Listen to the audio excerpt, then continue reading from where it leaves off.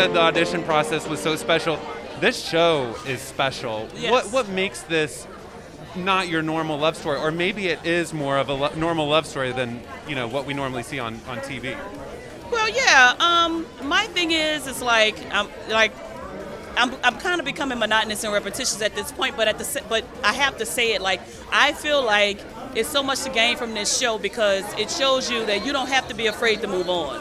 Like, initially, you have that feeling like, I can't do it, I'm close with their family, we have this history, we're in love, and no one's gonna love me like this, and no one's gonna take care of me like this, and we put all of that energy into us, and we're afraid to take the next step.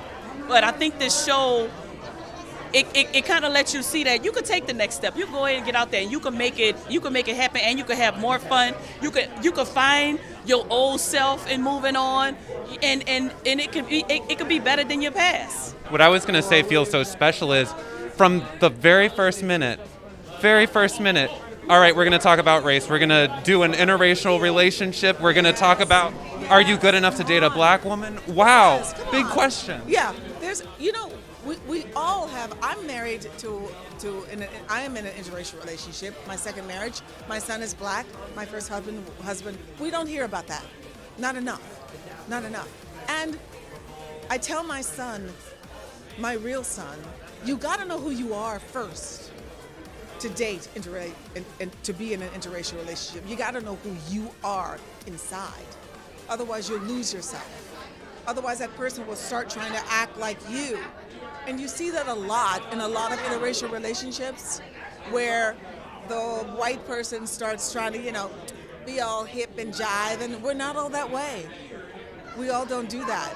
We know how to do it, but that's not a part of our relationships. So what's your advice there for success? Because this feels like a very relatable story, like you said.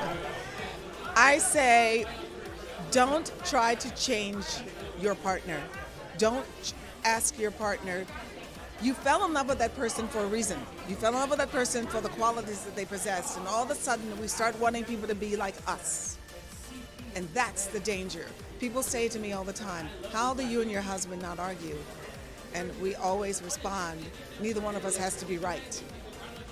It's when people want to be right, or you want that person to act like you, respond like you, be like you, and they're not. And that's where relationships go wrong. I literally feel like I just had a free therapy session. That was incredible. You're welcome, and my fee is $350, okay? Okay, do you take Cigna? Zelle. Okay. Oh, Zelle, okay. So now that we're almost getting back to normal, now we're going out into the dating world, right? I mean, some of us are. Not everybody. Not everybody. No, we're not implying anything here. But that means some messy dates. I can only imagine. And so that's what makes love life so relatable, right? Yeah, that's the best thing about it. It's so relatable. You can watch the show, season 1 and season 2, and see like, oh, that looks like me. I love that about the show. What is it that we can take away from this that is so relatable?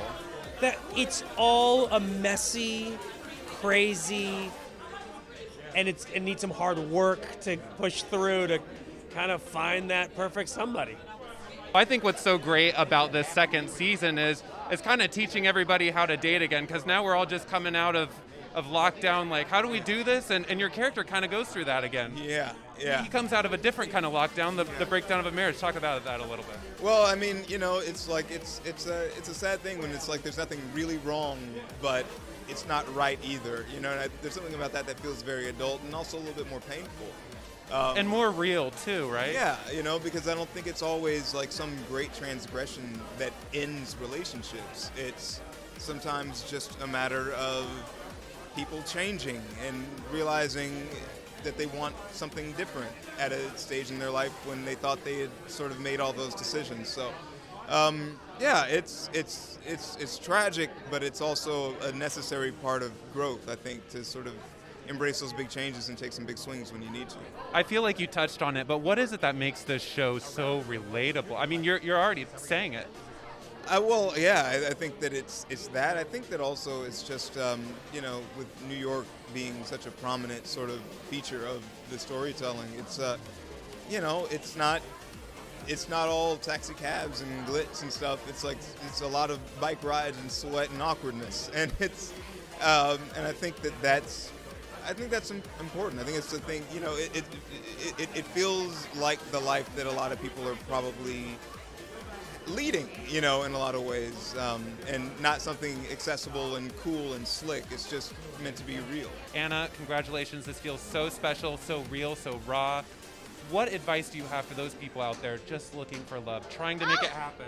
God. We're starting over, like Will's character. Yeah, I know. It's, I feel like, especially COVID, there's been a lot of people finding themselves starting over. And I guess just like, no pressure. I mean, yeah, it's I wish that there was like solid advice, and there isn't, and I guess it's more just that like that's okay. It's like being completely lost and feeling like, you're starting from scratch is okay and scary, and sometimes scary is okay. What's the worst dating story you've heard so far with your friends coming out of COVID Oh my land? God, so many. I guess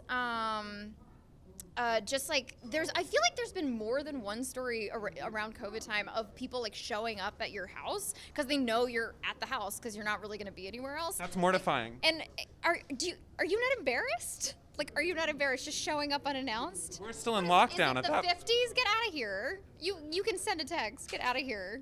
Send-